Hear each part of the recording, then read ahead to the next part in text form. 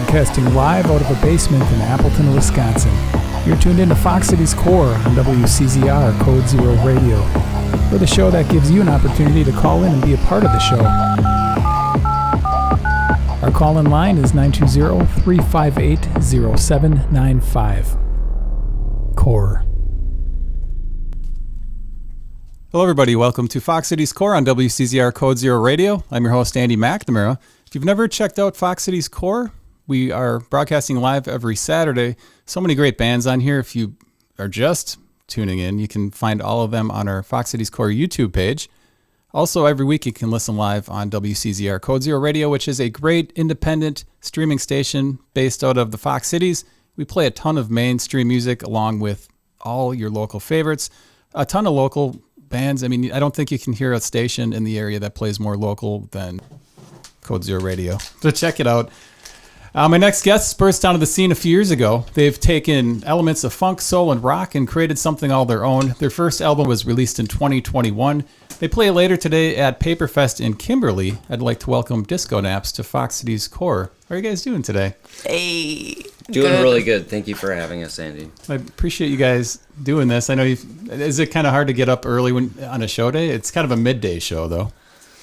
Doesn't feel too bad. Nerves We're happy that you hosted us. Yeah, we're good.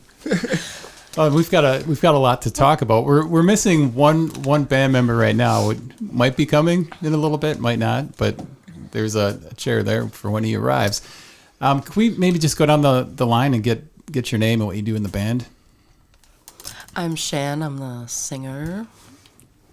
My name's Mike. I play bass for the band.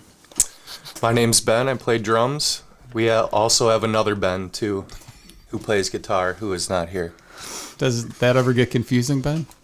Yeah, definitely. Sure does. He played at Paperfest last night, so I'm sure he had a good time. So he's probably sleeping in. Did any of you guys go to see him play last night? Yeah. Shan performed with Shan made a special appearance. He put me on the spot, and I ran up there and I did whatever he said. It worked out.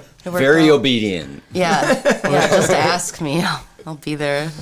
Well, Paperfest has been pretty hopping this year. I went out and checked out the fireworks yesterday. Pretty crowded. Yeah, no kidding. There's just a constant flow of humans passing through. Getting their funnel cakes and all that. Yeah. Are you guys to the point in the band yet where when you've got a show scheduled, it's just get out there and do it? And unlike you're trying to remember songs at this point and the nerves, you still have the nerves? Oh, I definitely have the nerves, but that kind of fuels us sometimes. It fuels me anyway. I think we're all generally pretty anxious people. Oh, yeah. And introverts, so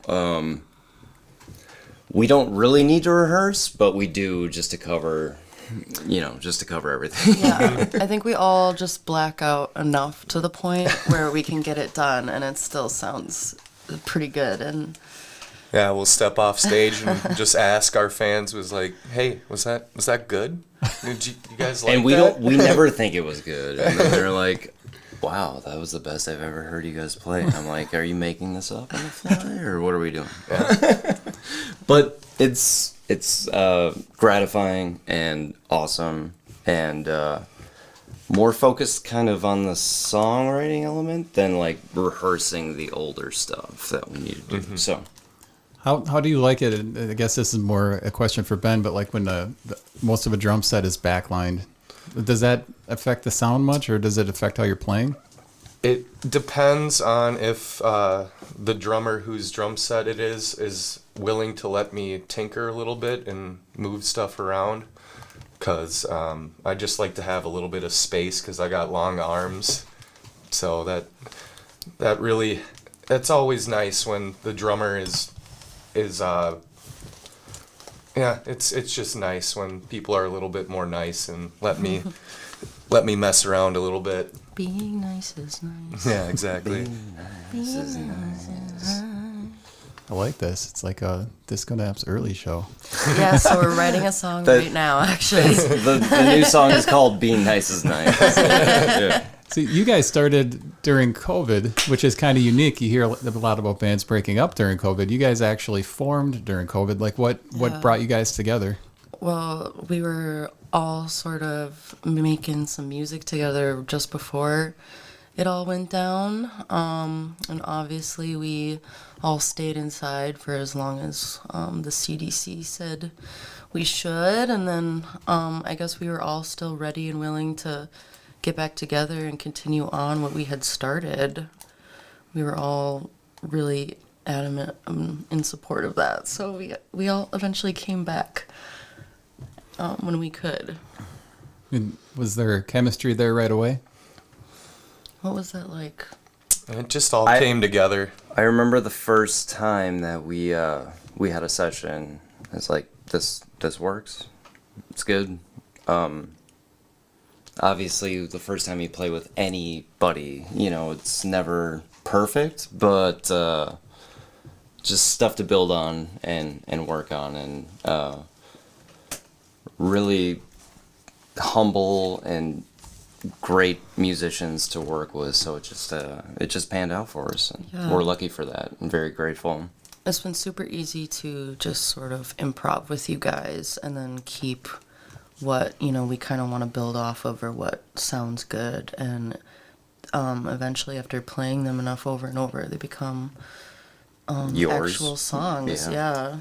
Well, and that we know. Disconapse has like a kind of a unique sound to a lot of bands in the area. It's not common, but were you guys like a fan of that style, or those different styles that you guys sort of pulled in there? Or, like, were you guys all a fan of jazz? And good question. We all have such different musical tastes. Yeah. So, when we were building it out, we don't like modulate very often. It's very setting up Shan, because the vocal performance is kind of what makes us like a really solid band. So I just want to wrap up all the instrumentals in a big vocal so bow. we tend to stay Keep it going one place. harmonically in like a center, and then it's just the vocal performance around it. And that's just, I feel like that's worked for us.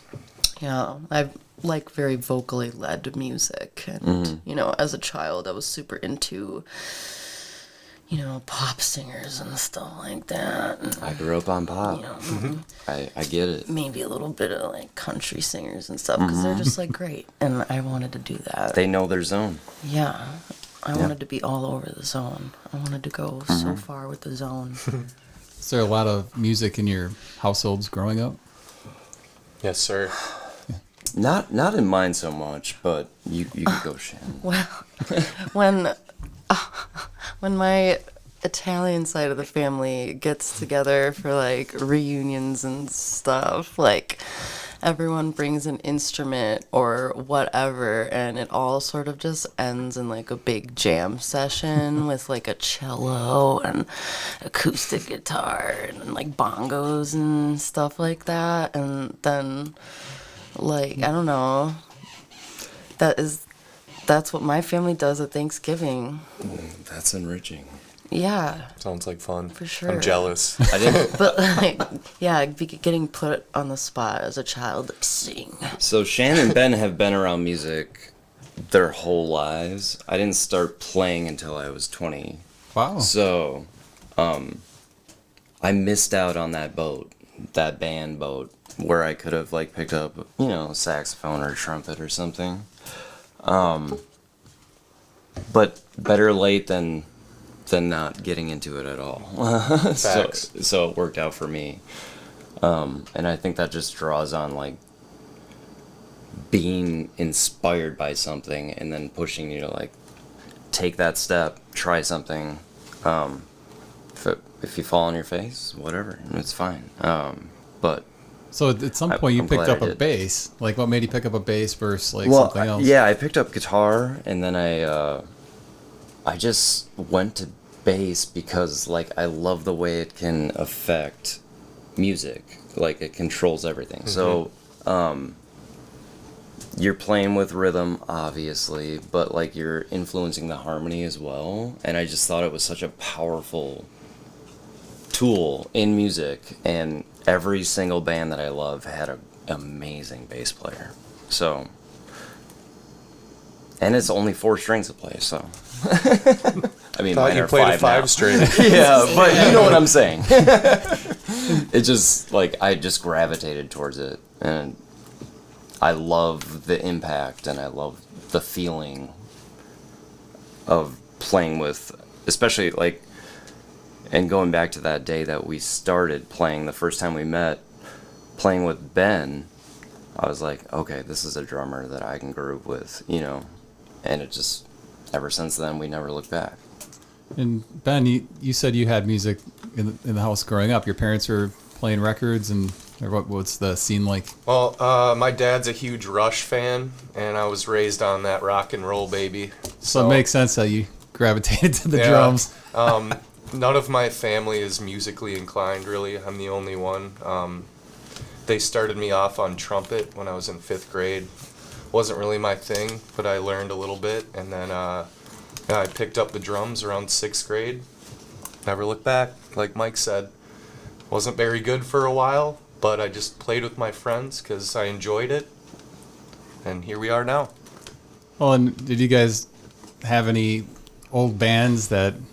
I mean, I always enjoy old band names. You have any names you can share with us from bands before Disconapse? I got a couple. You want to go first, though, Mike? Because No, go ahead. all right. So I was super into pop punk when I was a young man. You don't say. A lot of pop punk bands. That was kind of like my main thing. Huge Blink-182 nerds. We had a band called Dejected Heroes, and then we had another one called Paving Exodus. Didn't go anywhere, but it was fun. That's actually a pretty cool name. Yeah. I like that. Nice. I might steal that one. Paving Exodus as a song name? Yeah, go ahead, dude. That's a creative license. My first band, I was playing in Chicago with some of my friends. It was called Etiology, which is the study of, you know, the cause of something, but you are trying to find out what, like, the result. It's a scientific word, but like etiology, nobody could ever pronounce it. It was a great band at the time, and like gave me a bunch of confidence, and it was sweet. But even Disconapse is kind of hard That Disconapse to took me a pronounce for bit. people for some reason. It's 2-word Disconapse, but yeah, I had the first time I saw it, it gave me a lot of troubles as well. Like, Yeah. More trouble than maybe necessary. And we don't. Subjective pronunciation. I mean, we'll toss in a bunch of octaves, but we don't play disco either. I have to explain that like right off the bat. Like, are you guys a disco band? No, we're not. Play some Unfortunately. disco. And Shan, you must have had some band names too. Disconapse is my first Wow. band. Yeah. Well, how did you guys get the name Disconapse? I mean, you mentioned you don't play disco. You know, just kind of a pairing that sounded right. The way I would describe it, so a disco nap is you're taking a break before you party. It's like, you know, like Or between partying. like a half-hour nap before you go out again.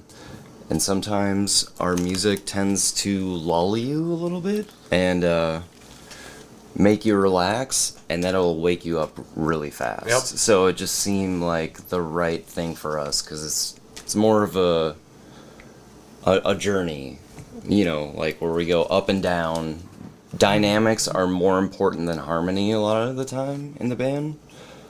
So it's an interesting name, and it seemed to work for us, so we just went with that. And that was before we knew where we were really taking it as well, but tended to pan out for us. And the E at the end, like the synapse. That's what confuses people, the E. The E. They're like, how do I pronounce this? There's not an E at the end of that. Well, there is none. We put one there. Yeah, we can do what we want. So the songs are like at times can be kind of jammy. I guess you could use the word jammy. Yes, Do 100%. you guys do a lot of improv? Oh gosh, I shouldn't have even Improvisation, attempted to. yes. Yeah, we do that a lot. Yes. We do. We call a lot of audibles. So you kind of can read the room, or if you need to extend something, or Yeah, just go into something. we you're got comfortable. quite a few hand signals that we do, and A lot of head nods. Shan, Dirty looks.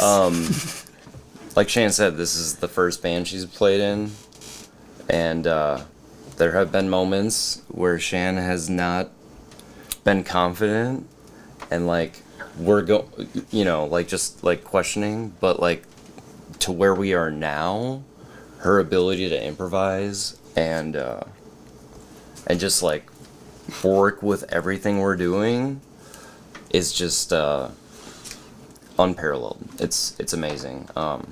So Thanks.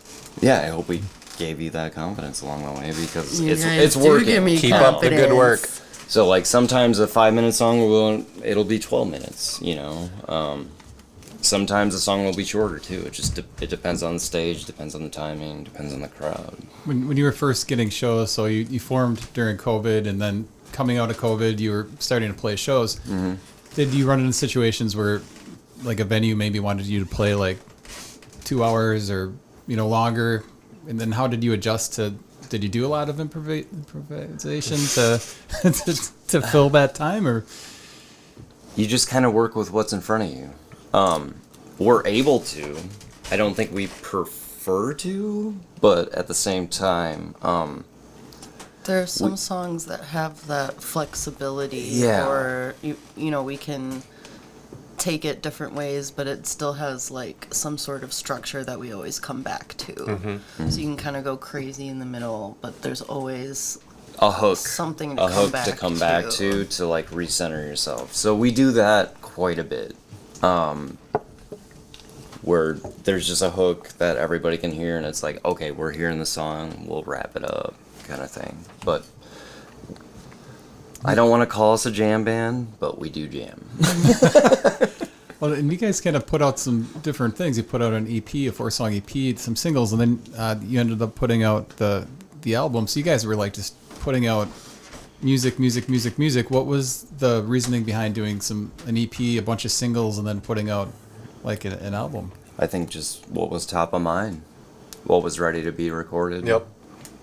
And you guys didn't like have any like urges to maybe put all the singles and the EP into another album? Like, let's just repackage, re-release. I mean, there was a bunch of garbage was stuff that we thoughts. had too, so we picked like from the top, right? Yeah. And just But we also wanted to keep momentum going Correct. that entire year too, leading up to our 8-track album or whatever being released.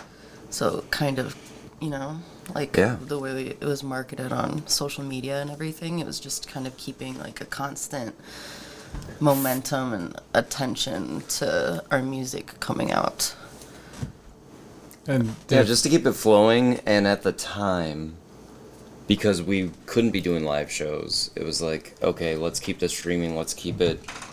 I mean, everybody's attention span these days is very short, so it was kind of like, okay, for the summer, we'll release a song every 2 weeks, And then when we came up with the album, that was like a project that we just really wanted to present as a whole, But yeah, we're back in the shed. We're gonna be recording with our friend David, Source Track David Studios. Pietila, yeah. Yes, he's our guy. Love He's that a guy. wizard. We love him very much. So shout out to him. We'll be in the studio with him sometime late summer or fall, whenever he's got time. He's a busy dude. But so as far as working with David, you've done pretty much everything with him. So now Everything. it's just get there and you're comfortable with him and the space and everything. And I know David, he's pretty spread out. He's doing a lot of different things. Do you have a relationship with him where it's just call him, book the time, and then you're in there? we're buddies. Okay. Yeah, 100%. Does he do any producing kind of stuff as far as like suggesting? So, like, when we did our live in the lobby session, he recorded it and then he mixed it for us as well. But when we track with him, we've done everything live. Yep. Everything's just been live. Pretty much. So for him, it's a short day. We don't like overdub very much. It's just kind of like we go in, we record it all together. Shan's vocals are all live, and then maybe add some harmonies over the top, but nothing much for him extra. He kind of gives you a lot of freedom in what to do as well, but if he has like an idea or a suggestion, he's great with that, and like really nice about not really like constructive criticism, but I don't know, there No, are just times the where right you're kind just of kind of like criticism. dragging Yeah. or low energy, and he's like he's On top of it, He's Yeah. also you a know, hype really man. yeah he's a hype man, and he brings you back to where you should be. I don't know. it's not like you ever thought you needed a producer, and then he's right there to help you, even though we're not paying him to produce. He's not even into the genre of music that we play, but he's a chameleon, dude. He wants it to he's freaking sound amazing. good just as much as we want it to sound good. Like, Yeah. Shout out the to same David. goal. We love him. He's awesome. And as you record with him, then things are probably getting more comfortable, but are you finding that you're getting more hard on yourself as far as songwriting? So is it increasing the level of, like, it's not getting, I guess my question, as I pose it to you, is it kind of staying the same as far as how easy it is to record? It sounds like it's always been easy, but is it harder writing now, but even though your relationship with David is so fluid? It's a good question. Well, we hold ourselves to a high standard, so sometimes we do get a little frustrated with ourselves when we're writing our music, because sometimes it comes together like that, and other times we have to sit down and keep playing the same thing over and over. It can get a little nerve-wracking at times. So, yeah, there is a magic to it. Sometimes, like for instance, a song that's going to be coming out from us that we'll be playing tonight, or this afternoon, Boys Can Do, that was a process over a few weeks. Whereas we just wrote a new song called Deep Breath that we'll be playing today as well, that we just came up with. Literally, And- like 2 weeks ago. Yeah, and you can't explain that magic. Sometimes it just happens. And Shan has a lyric sheet from that evening of just like writing it out on the fly. You can tap into it all the time, but sometimes it just works out for you. So it's hard to kind of explain our songwriting process, and we're patient and we want it to sound the best. So like if songs need more time, we will definitely dive into it a little bit longer, which we're kind of in the process now on a few new songs, but mostly organic. You mentioned earlier in the interview, like the vocals are kind of the thing that you focus on. Shan, as far as like writing lyrics, are you pulling from personal experiences or fictional things? Sometimes I focus on just like a theme of something I've been thinking about a lot at the time, or something I've been like feeling a lot at the time, because I'm a very emotionally driven person. So sometimes I can sit down and write something out and then kind of bring it into the fold, or sometimes I'm just listening to what the guys are playing and I start hearing words in my head, and it all just kind of like influences or inspires me to write something down like that. Like writing Deep Breath, I was thinking a lot about about like I like water themes a lot, but lately in the media and everything, there was the stuff with the submarine and everything like that in the Titanic, and I was thinking about that a lot. So Deep Breath is kind of like mirrors that element, I guess. And then I sort of liked that it had a reggae vibe, because you know the vibe of reggae is like peace and equality and love and all that, and I thought it just kind of all worked together really well. So it all just kind of. But it like in a darker portrait. Yeah. So like the it's happy not. It's not your reggae. Bob Marley. Like wake up, you see birds, you're very happy. This is like more like I'm gonna shine some light on this bullshit. Yeah, right? shine in the light. Yeah, shine in the But like light. a song like that can come together in 5 minutes. Yeah, but it doesn't so always. It doesn't always happen. Just thinking you of know? a theme. I don't know. I've been We talked doing after this the for a jam, while. and you had a sheet filled out, like full of like quality lyrics that were like really thoughtful and poignant. And I was like, whoa, okay. We just started playing this, But not every song happens like that. Yeah, I don't know. I guess I've been writing a lot consistently since high school and was really interested in poetry and all that. And sometimes my brain goes faster than my hand, and I just scribble, and these things come out. And you're not just a singer, like you are very interested in harmony and the way it flows, and you can fit words to that. It's kind of like a rapper, like a hip hop artist would do, where it's like you find the words after you find your melody. Like there's an ebb and flow to everything. And you're up there kind of front and center without, you don't have an instrument strapped on you. Do you ever find it hard to figure out what to do when you're not singing something? Yeah, at first, I don't know how to dance or anything like that. So I'm like, what am I gonna do? And I'm like, I'm just gonna like You know how to do dance. whatever I want and just kind of like be free about it and like just with abandon. And I don't really care what people are. Well, I care a little bit, but I'm just up there having a good time, and I'm trying not to think so hard about like, oh, I should be doing something right now. It's like I am doing something. I'm up there, in the center of like some really cool music that I like to listen to anyway. So I just kind of like. Just relax and zone out and be She's really good at the air drums. I'll turn to Ben and be like, yeah, do that. I'll It's all turn Phil to Mike Collins. and give him a dirty look. pretend to beat him Yeah, up we'll a have little some bit. conversations that are pretty offbeat, and then she'll give me a dirty look, and whatever. We move on. She'll try to set me up for drum solos sometimes. Sometimes I'll be like, yeah, this is the right 20 time. second. Other 20 times second. I'm like, hey, man, I'm tired. Just leave me alone for a little bit. Yeah, that makes me laugh. Let's talk about when that first album came out, and there's really no difference between, I guess, putting out an album and the EP you put out and all the singles, but was there extra pressure when you were getting ready to release the album? Because when you release an album, it's supposed to be like an event. Even though you had previously released stuff, was there more stress behind that?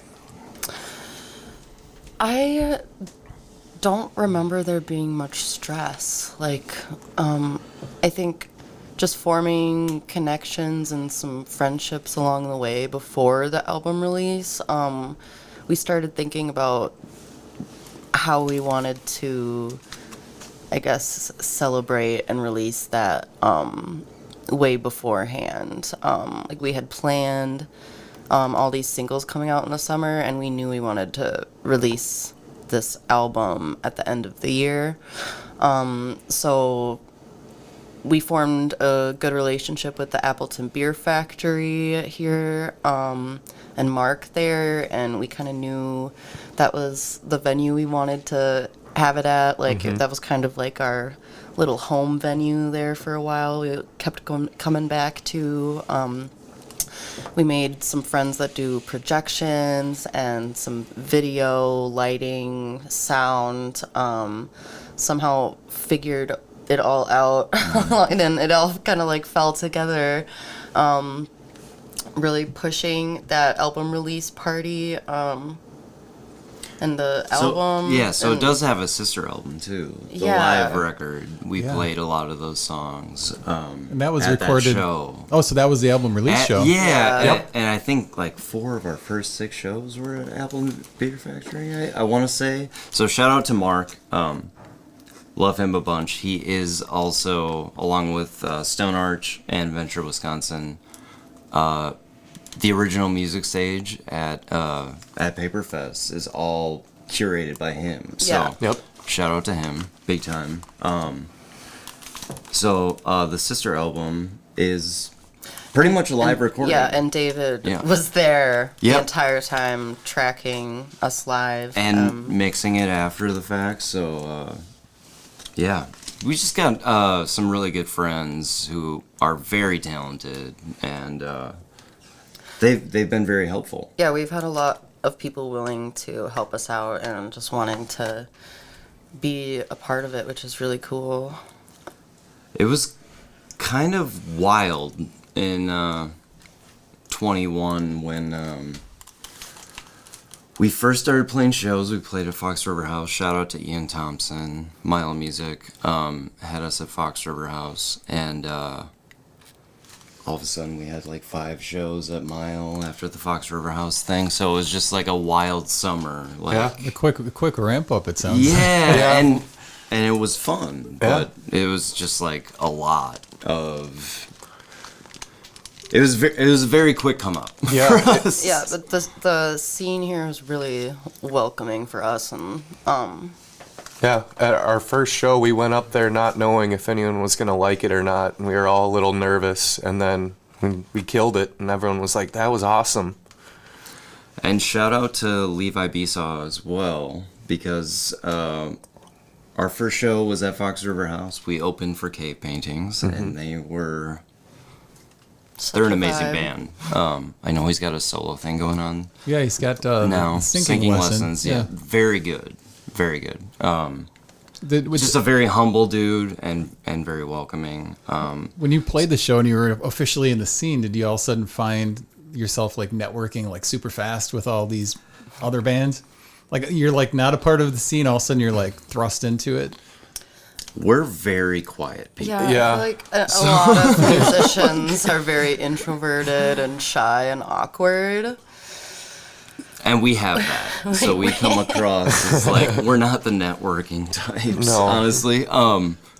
Have made some great friends along the way, but like, we've probably Sometimes come it's across something as like you weird. gotta do, but I like it to be natural, man. Yeah. You know? We would like some more friends, though, so... Yeah, if you could be our friends. We're not that weird. Just hit us up and we will talk to you on our own time. We're very nice. And So you did that show, you did the live album and put that out, and we're kind of talking like the cover art is similar on both the live and the first album. So same artist.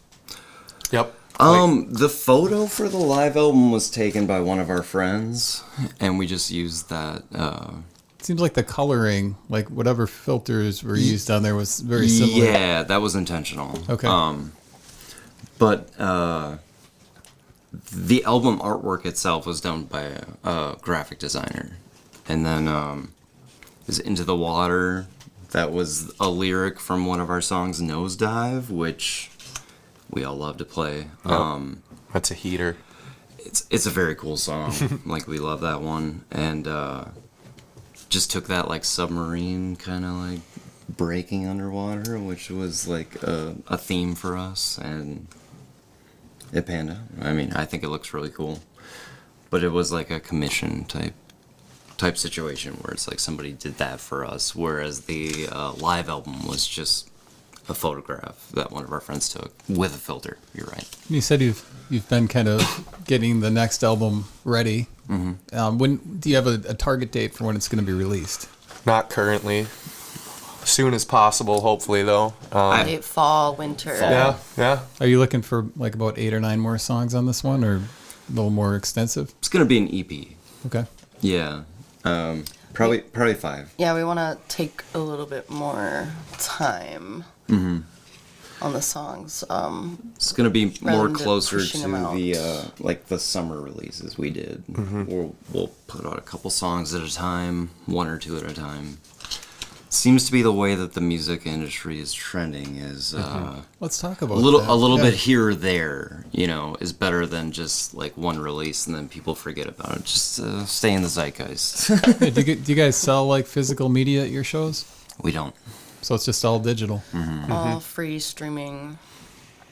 What do you do for your band? This isn't about me, Mike.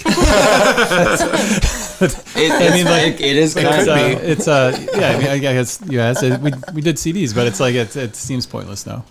Like the CDs just seem to me pointless. I like CDs like for local stuff, but really it's like you rip them and then it's on the shelf. More of a collectible. Yeah, collector's item. Some people love the physical stuff and to have it for their collection. Well, yeah. And I do like the look. Yeah. Well, it's the same with like vinyls, but I'd love to have a lot- vinyl. That'd a be lot, sweet. Is yeah. that on the table for you guys? Maybe. that would be That? sick.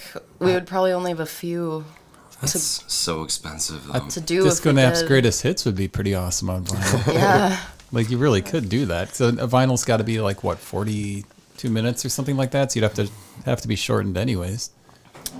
I don't know. Eventually, It's maybe a nice- down the road. it's I nice to like think the about idea. right now. Yeah. Hall of Fame jams from our shows. Yeah, I mean, I'd like a Disconapse record for my collection. Yeah, that'd be I'm sweet. a I would too, collector yeah. person. Do any of you personally collect vinyl or any kind of Yeah, media? I do. I have a fair share. Yeah, I just got a record player, so I'm starting off my collection right now. Yeah, get some Floydies in you. Get some Zep 2, 3. Like, go for that. And then maybe a King Crimson in there, and then you're good to go. I like. Shan, let's talk about the Fox Menagerie song. Like, how did that collaboration come about? And I know you wrote a song with Joe. Like, did you bring Yes. something to him, or did he bring something to you? So Mike here kindly was like, "Yo, check this out. Would be really cool to do, don't you think?" And I was like, "Oh, would you look at that? That does look pretty cool. And you know what? Maybe I'll send them an email and just see what's up." And then like a day or two later, they were like, "Hey, what's up? When are you available?" And I was like, "Oh my god, Mike!" And then Mike.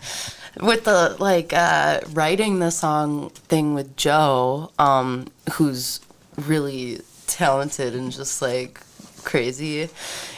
We did it all over like video, and he was kind of like, so do you have like something you kind of want to like work off of, or you just want to like make something up? And I was like, whatever. I've got like a bunch of stuff laying around, and I kind of just. We collaborated on like a Google document, and I just started sort of like typing out these lyric ideas or little blurbs or whatever, and he was kind of like, "Oh, you know what? I kind of like this one."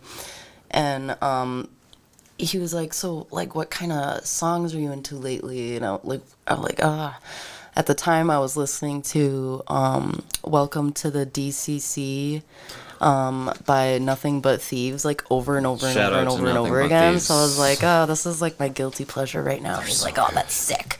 So we kind of like created a groove like based off the song I really like, and took these lyrics that were really cool, and he sort of took like my melody ideas and my lyric ideas and made them into something feasible that made sense. Kind of just like sorted it out for me, and he was just like playing the keyboard, and we did this all over video over a couple of days, and he created a cute little demo for it, and then we all got together and met each other in person, and it was like a real whole song at the end of the day. It was really cool. How many takes did you guys do before you got the one that you used? So we did the Bad Romance song for the first part of the day. I think it was a 4-hour ordeal overall. Maybe we spent like 2 hours on each song. So, I mean, playing that 3-4 minute song over and over again for 2 hours, I don't know how many times it was. I don't know how many, but it was a few. Just sort of figuring out like their background harmonies, specific little parts that maybe they wanted to add in there, or in transitions, just to make sure we were all on the same page. Yeah, we did it quite a few times. That makes me feel better that you had to play it that long because they're really good. Like, Yeah, if it's a bunch of take the takes, I best feel a lot take. better. Dana, David's like wife, is just running around that entire time videoing each take, and I think they just kind of take the best one. So I don't even remember at which point in the day that take was, because That's kind of the best yeah, way to do so it, right? yeah, because I think it's just all one take video, right? So I don't think she cut any of those things together, but she was videoing every single time. So is there a chance that maybe Disconapse would pick up those tunes and do those live? Maybe the original. I mean, we don't do covers. Yeah. I So here's the suppose. deal with covers for us. But is it technically a cover though? Like the Lady Gaga song. I was thinking On a Starry Night. Is that a cover? That was the original. Okay. That's one the that original. Joan So and- that's Shan's song. If she wants to use it in Disconapse, we Yeah. can use it. You know. Yeah. Yeah, that song was really catchy. Yeah. It gets it's stuck in my head all the time.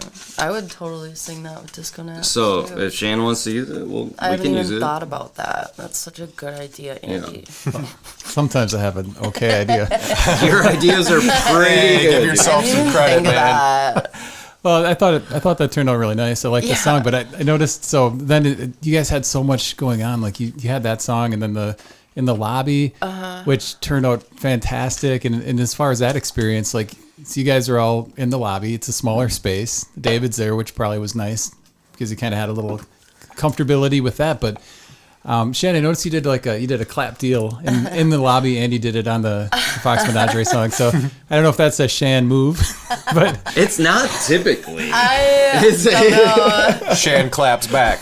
I was doing like for boys can do. I was like during practice. I was planning on doing it like every chorus for boys can do in the video, and I forgot until the very end, or maybe it was probably I don't know.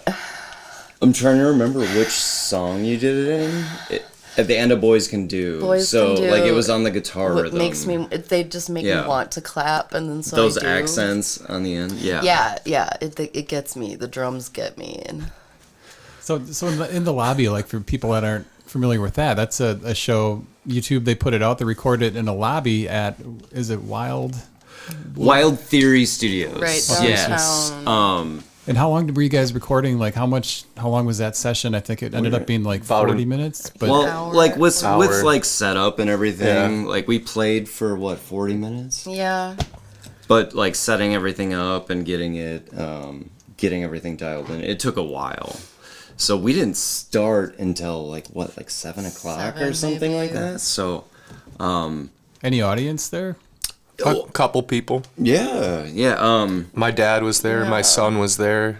And then just some people that walked in off the street. Yeah, my son was there with his friend, just a couple people, Yeah, but we like kinda nothing. Just did it as like a nothing pop up, crazy. and then some people could pop in if they like. Yeah.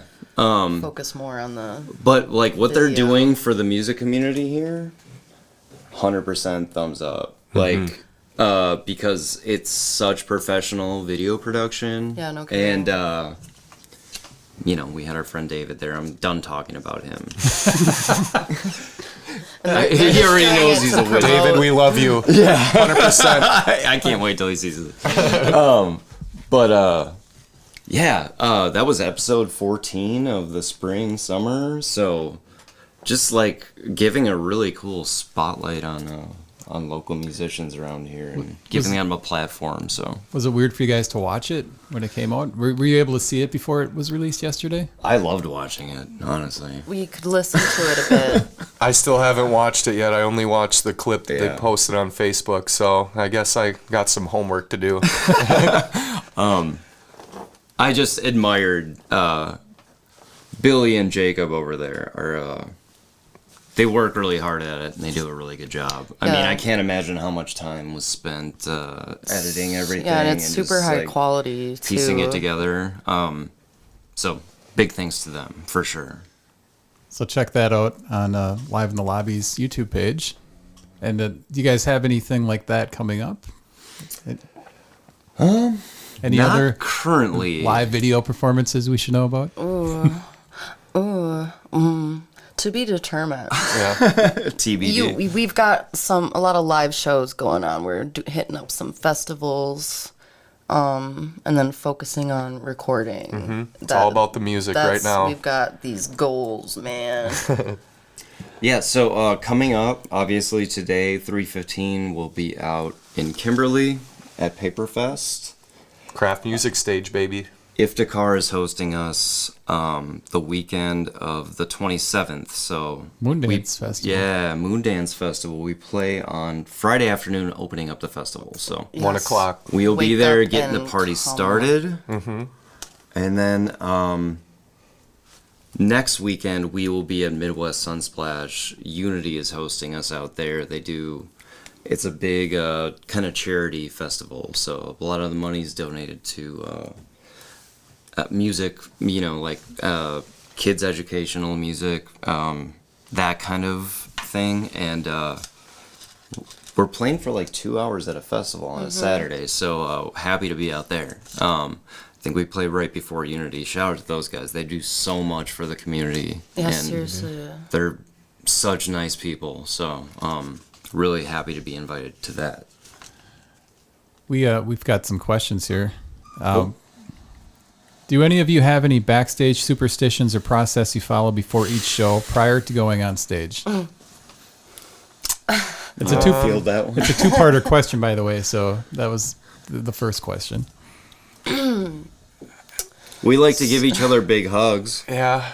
Have a couple beers before, usually. We all I do anyway. wrap our arms around each other. We like big hugs. Naps. Yeah. Disco naps. Yep.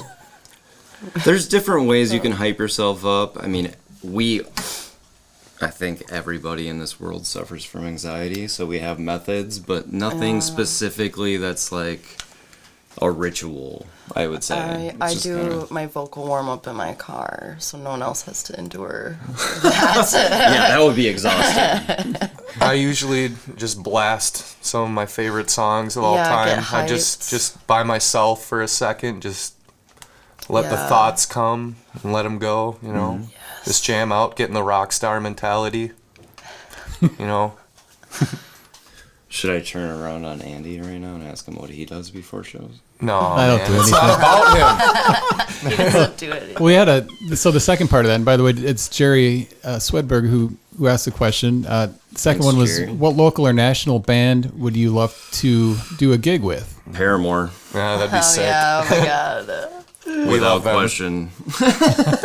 That's one band we all agree that we all love. Like, We're hands pretty down. divergent on musical themes, and we all have different backgrounds, but we tend to come into the middle and meet in a really good spot, and I think Paramore might be just at that center point. I'd say Incubus as well. That's Yeah. another one we all love.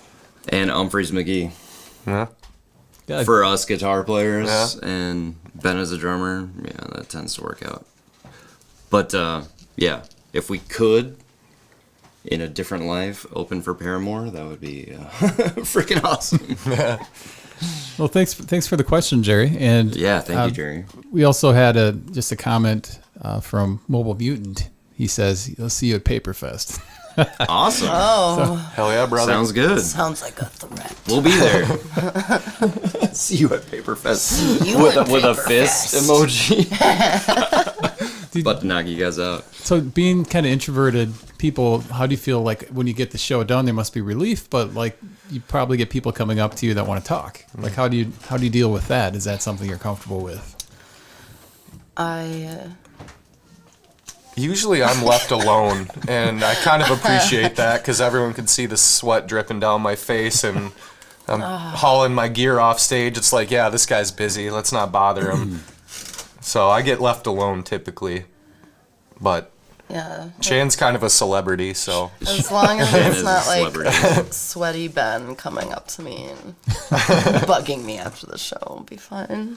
Do you ever get any unsolicited advice? with Oh, how yeah. you should Yeah. how you should maybe Oh my gosh. incorporate something into the band. Last summer Oh when my we were up God. north, man, in Sister Bay, and I was supposed to play more like I was supposed to take more bass solos, which I freaking hate, dude. I guess that could be a don't do compliment. bass. I don't do bass solos because it's annoying. It annoys everybody. Nobody has fun. Okay, Mike, somebody sees that 5-string bass, you're like, this guy's going to be ripping some bass solos. It's like if you had Ben has like 3 bass drums, like 4 hi-hats. You know he's going to be doing like some kind of Exactly. solo. And the reference I got was play like Phil Lesh, and I'm like, I can Have you ever heard of Phil Lesh? respect to Grateful Dead. I don't like them. I don't like the style. It's way too much, and it's so not tight and lazy. And we don't play that style of music. So when this dude told me to play like Phil Lesh, I'm like, well, he asked me if I had heard of Phil Lesh, and I was like, yeah. What? Are you going somewhere with that? But that's what I like. I don't like bass solos. We'll probably never do them. If at some point it'll have to be well written, and there will be drums in there too. You did say probably, so there's a chance. Don't He get your wants to don't do get your a hopes bass up, Andy. Still Don't warming up to listen the to idea. And Shan, like, I'm sure you're getting the bulk of people talking to you. Is it hard? Like, do you want to just decompress after a show, and then you're sort of still in show zone after? Yeah. Sometimes it gets overwhelming. Sometimes. Yeah, like when we first started playing shows, my nerves were so like I would come off the stage and like you would feel that like relief sort of come off of you and then just feel like dry heaving and stuff, you know? So having people come up to you when you're like, I'm trying to please. exhale here. Yeah, like, for a second. that was a little weird. I'm like, okay, but now, I don't know. It's a lot easier to put on like a character or like a persona for these things now. Being a person with anxiety and a person who needs to like work on their self-esteem, but actually like pretending to have really good self-esteem is really good practice. Yeah, fake it 'Cause till you make it. Yeah, I definitely have a lot more confidence now. So talking to people and giving them eye contact and talking to people is a lot easier now than in the beginning. But you are right though. Like sometimes you walk off the stage and it's like you have to rifle through like 30 people who are like saying the same thing. Yeah, and So like it's when you have to pee, I mean, glad-handing. that's my Which biggest problem we now. Like, I need to appreciate. go to the Do not get me bathroom. wrong, but it's like when you're trying to exhale from an experience, like sharing all that. Or you have to get your Like you're stuff just ripped trying to down. like get some fresh air, honestly, Right. and not like, oh, great to see you too, man. Like that's awesome. Like love the support, but like sometimes you just want to like get away from it after like you just put it all out there. Yeah, you and know? Yeah, it surprises me every time and flatters me every time. Yeah, it's great. And I It don't is- ever it is want great. it to stop, but I also sometimes need to like run to the bathroom, and strangers are looking. They don't understand that I need to pee. So that's not their fault. Yeah, and then if you're at Paperfest or something and you need to get your stuff cleared off the stage, and everybody's yeah. coming up to the stage Yeah, and like, it's- hey, just wanted to talk, and then somebody Yeah. else, and you're like, okay, I'm well, I still gotta. working. Well, the beauty of Paperfest is there's a backstage that you cannot be accessed on. And in our rider, it says we need a porta potty on stage. Right I'd next be to okay Shane. with that. No, it's all good. It now is on, flattering, and Shane we needs a love when porta people potty. come up to us and talk to us about it because there's usually like good questions, and it's very thoughtful Yeah, and people nice. are really sweet. But like sometimes when you play for 2 or 3 hours, it's like I need a minute, just. Do you guys have like a unique spot that you've played, or favorite venue that you've played so far in the band's career? I'd say Husby's last year was my favorite show. That was Where was that? I don't a know. blast. Sister Bay, right? Sister Bay, Door County. That was a great time. That place was packed and everyone was vibing. Yeah, that was a great experience. I feel like I turned around and then I turned back and all of a sudden like the whole outdoor area was completely filled. And I was Packed. like, whoa. Obviously, ABF, Appleton Beer Factory, is our home. That's our spot. That's our most favorite place to play around here. Locally, that is the spot. They do so much for not only local musicians, but like bringing in less known nationally touring artists. Just a real attention to detail there, which I don't know. We love those guys. They're awesome. So, Mike, you grew up in New Holstein, you said. That's right. Do you feel like the Fox Cities, as far as what we have here, is sometimes taken for granted, as far as all these opportunities like Live in the Lobby, the Fox Menagerie, all the venues, compared to, New Holstein, or that's kind of like a stretch, but Yeah, I mean, so to preface this, I went to school in Chicago. I lived there for 6 years, and then I lived in Los Angeles. So New Holstein is a departure from my teenage years. I think it's a good scene. A lot of support. It's just we're in this weird situation where everybody wants people at their bars, but they don't want to pay for talent. So it's like they want to have a show, but they're like, this is what we can offer. And I know it's benefiting them more than it's benefiting artists. And I really want to see not just original artists, but cover bands. I want to see them get back to their usual takes. And because it's such a commitment to get together as a band and not a solo artist, to get together with a band a couple times a week, and then you got shows a couple times a week. That's a lot of time and energy to be put into, making it sound good and be pleasing for audiences. So I hope we get back to that point where it's just like a little bit more respected and a little bit more, we get a little bit more commitment from venues. But all in all, I think Appleton is solid. I think it's up there with any place in Wisconsin in terms of original band stuff. So happy about the scene, honestly. if people want to find out more about Disconapse, where would you send them? Where's a good place for them to kind of dive in? Our Instagram is disconapse.band, and you can find us at Disconapse everywhere else, anywhere you stream music, on Facebook, Spotify, YouTube, Apple Music, anything at Disconapse. and you can find us at Paperfest today at 3 p.m. on the Craft Music Showcase. Oh, wait, we're stage. doing that? Shit. Oh, shit. Thank you so much, Andy. Thank you for joining me, you guys. Appreciate you. It was nice meeting you. Nice meeting you. I love the band, and hope you guys kill it today at Paperfest. Appreciate it, dude. Thank you. Stop by again when that new album comes out. And Will do. Heck yeah. looking forward to hearing Sounds it. like a plan, man.